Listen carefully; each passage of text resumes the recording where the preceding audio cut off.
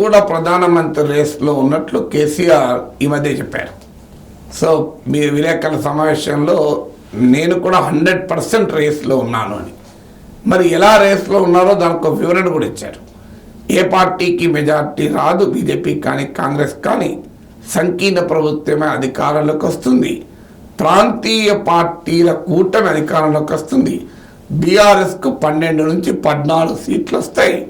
దాంతో అన్ని ప్రాంతీయ పార్టీలను కలిపే ప్రయత్నం నేను ఇప్పటికే మొదలుపెట్టాను. సో అందరినీ కలిపి దేశంలో ప్రధానమంత్రి అవుతాను. ఇది కేసీఆర్ చెప్పిన రూట్ మ్యాప్. ఈ రూట్ మ్యాప్లో అనేక ప్రశ్నలు ఉన్నాయి. స్పీడ్ బ్రేకర్లు అంటామా, ఇంకేమంటామని చెప్పండి. మొదటిది బీఆర్ఎస్కు 12 to 14 సీట్స్ రావాలి. ఎన్న స్థాయో స్పెక్యులేట్ నేను చేయలేను. కానీ ఏ రాజకీయ పరిశీలకుడు ఇంతవరకు బీఆర్ఎస్కు ఆధిక్యత ఉంటుంది అని ఎవరు చెప్పలేదు. మరి ఎవరికి అంతుపట్టని రాజకీయ పల్స్ కేసీఆర్కి అంతుపడితే నేను చెప్పలేను. కానీ ఏ పొలిటికల్ పండిట్, ఏ సెఫాలజిస్టు, ఏ ఎలక్షన్ అనలిస్ట్ కూడా BRS will be number 1 party in parliament elections in Telangana అని ప్రిడిక్ట్ చేయలేదు. నేను సీట్ల గురించి మాట్లాడలేదు, ఎందుకంటే అది June 1న మాట్లాడాలి ఎన్నికల కమిషన్ నిబంధనల ప్రకారం. కానీ రాజకీయంగా 3 పార్టీలు తెలంగాణలో పోటీ పడుతున్నాయి, కాంగ్రెస్, బీజేపీ, బీఆర్ఎస్.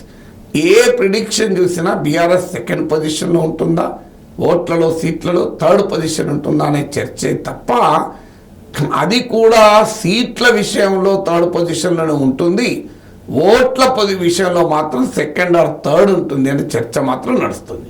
అసలు బీఆర్ఎస్కు 9 సీట్లు 2019లో గెలుచుకుంది. ఇందులో ఎన్ని నిలబడతాయి అనేదే ప్రశ్నార్థకమైనప్పుడు 12 to 14 సీట్స్ గెలుచుకుంటుందా? 88 సీట్లు అసెంబ్లీలో గెలుచుకున్న తర్వాత లోక్సభ ఎన్నికలు 2019లో జరిగితే 9 సీట్లే గెలుచుకుంది బీఆర్ఎస్.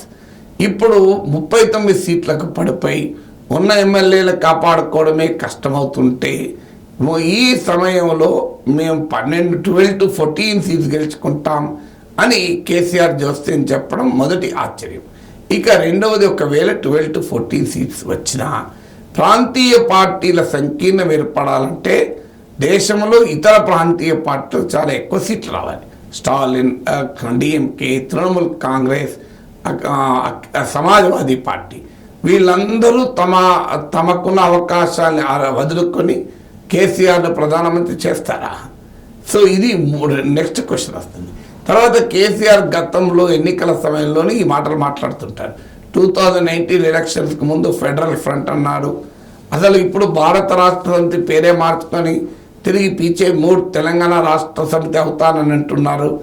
అసలు ఫెడరల్ ఫ్రంట్ అనేది ఏనాడో మానేశారు. అన్ని దేశంలోని అన్ని పార్టీలను కలిసి వచ్చి ఇవాళ దేశంలోని అన్ని పార్టీలు అటు ఎన్డీఏలోనూ ఇటు ఇండియా కూటమిలోనూ చేరుతుంటే అటు ఎన్డీఏలోనూ లేక ఇండియా కూటమిలోనూ లేక ఆ 2 కూటమిలో ఉన్న ప్రాంతీయ పార్టీలు అందరూ వచ్చి కేసీఆర్ మీరే మాకు నాయకుడు, మీ నాయకత్వంలోనే దేశంలో సంకీర్ణ ప్రభుత్వం ఏర్పాటు చేస్తాం అనే అవకాశం ఉందా? అందువల్ల కేసీఆర్ స్టేట్మెంట్లో అన్ని క్వశ్చన్సే. సో ఇక సంథింగ్ మిరాకిల్ జరిగితే, అద్భుతం జరిగితే తప్ప ఆ అవకాశం కేసీఆర్కు ఉన్నట్టయితే కనిపించలేదు. బట్ ఆయన ఆశించడంలో తప్పలేదు, దేశ ప్రధాని అవుతారని. So wish him all the best.